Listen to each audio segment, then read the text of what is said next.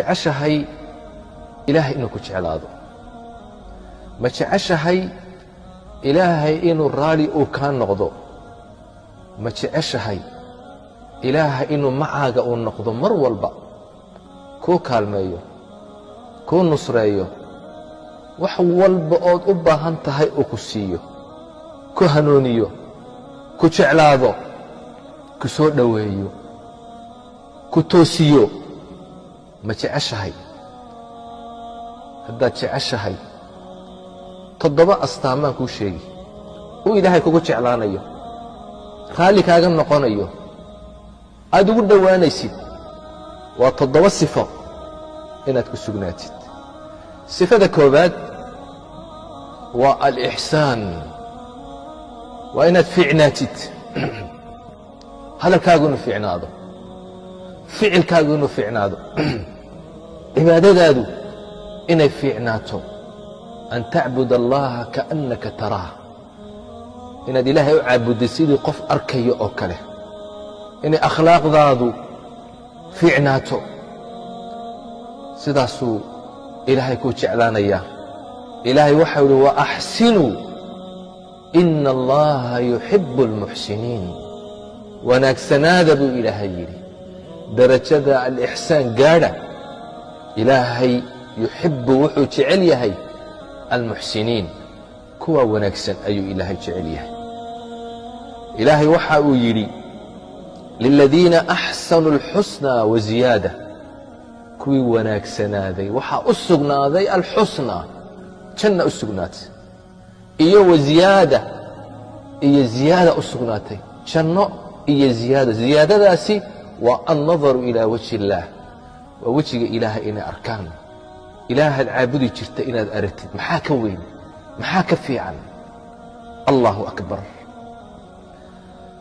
sayidkeennii nebi ciise calayhi الsalaam waxa uu yidhi laysa alixsaanu an tuxsina ilaa man axsana ilayk. ixsaanku ma aha wanaaggu inaad wanaajisid qofkii ku wanaajiyey. tilka mukaafa'a, taa waxaa la yidhaahdaa wanaag oo qofkii u abaalgudday ayaa la yidhaahdaa. ixsaanku muxuu yahay? waxa uu yidhi an tuxsina ilaa man asaa'a ilayk, qofkii ku xumeeyey ood wanaajisid weeyaan. waa darajo sare. maxay ku gaadheen? inuu ilaahay raali uu ka noqdo, inuu ilaahay jeclaado, inay jannada galaan, inay ilaahay arkaan. maxay ku jeclaadeen kuwaas? ilaahay waxau idhi innahum kaanuu qabla dalika muxsiniin. waxay ahaayeen adduunka markay joogeen qaar wanaagsan bay ahaayeen, akhlaaqdooda iyo qowlkoogu uu wanaagsan yahay. idan sifada ugu horeeya, astaanta ugu horaysa waa inaad noqotid qof fiican.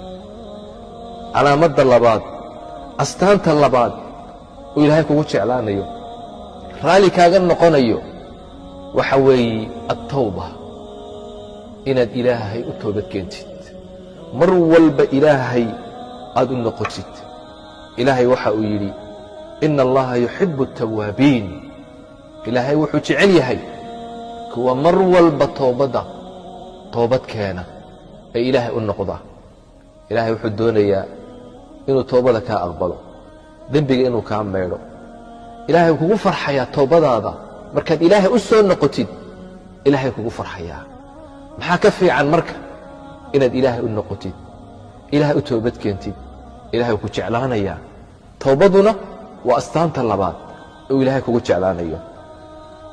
ta saddexaad, ilaahay waxa uu jecel yahay uu kugu jeclaanayaa, uu raalli kaaga noqonayaa, waa atatahur, inaad isdaahir yeeshid, qalbigaaga inaad nadiif ka dhigtid, jirhkaaga inaad nadiif ka dhigtid, dunuubta inaad iska maydhid, iyo tahaaradii xisiga ahayd, jasadiga ahayd. wahiyaabaka fatahhir. ilaahay waxa uu leeyahay wahiyaabaka fatahhir. ilaahay waxa uu jecel yahay kuwaasi isdaahir yeela ayuu ilaahay jecel yahay. ina allaha yuxibu الtawaabiin wayuxibu اlmutatahhiriin. kuwa isnadiifta ku dadaala iimaankooga iyo qalbigooga iyo caqligooga iyo jirhkooga intaba nadiifiya. nadaafadda ku dadaala taana ilaahay uu jecel yahay ilaahay baad ugu dhowaan raalli buu kaaga noqonayaa sifada afaraad oo alla kugu jeclaanayo kugu soo dhowaynayo darajo sare uu kugu siinayo ta afaraad oo alla ka cabsi ilaahay ood ka cabsatid ilaahay waxa uu leeyahay faina allaha yuxibu almuttaqiin ilaahay wuxuu jecel yahay kuwa ka cabsada isaga cadaabkiisa ka cabsada cuquubadiisa ka cabsada naartiisa ka cabsada iska ilaaliya macaasida daacada ilaahay u orda kuwaasuu ilaahay jecel yahay shirkiga iyo xumaanta iyo dunuubta ka fogaada astaanta shanaad oo ilaahay kugu jeclaanayo sifadaasi waa asabr inaad sabir yeelatid ilaahay waxau leeyahay wallaahu yuxibu الصaabiriin ilaahay wuxuu jecel yahay kuwa sabra daacaadkiisa khayrka ku sabra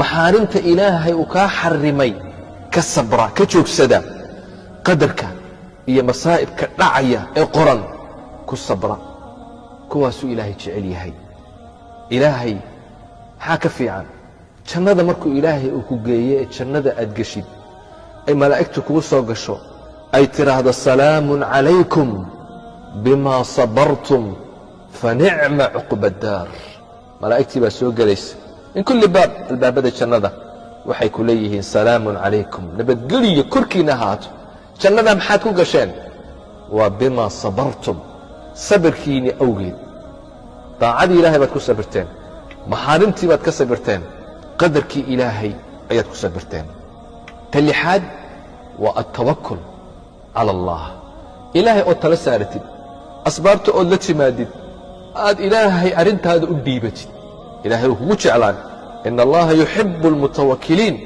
ilaahay wuxuu jecel yahay kuwa tala saarta arrintooda hagaajiya dabadeed dadaala dabeedna ilaahay tala saarta maaha asbaabta inaad ka tegtid oo tidhaahdid ilaahay ayaan tala saaranaya sababta la imo ilaahayna tala saaro acqilhaa watawakal tawakulkuna waa wuxuu ilaahay kugu jeclaanayo ilaahay muuna kugu filnayn ilaahay waxau uhi alaysa allaahu bikaafin cabda ilaahay addoonkiisa muuna ku filnayn qofka ilaahay tala saarta ilaahay kugu filan yahay ta toddobaad waa cadaalad waa inaad la timaadid cadaaladda ilaahay uu jecel yahay awlaaddaada dhexdooda dadka dhexdooda naftaada xataa qof kale iyo adiga haddii aad isqabataan cadaalad yeela mar walba inaad cadaaladda aad ku dadaashid ilaahay waxau le ina allaha yuxibu almuqsitiin ilaahay wuxuu jecel yahay kuwa cadaaladda la yimaada cadaaladdan ku dadaalno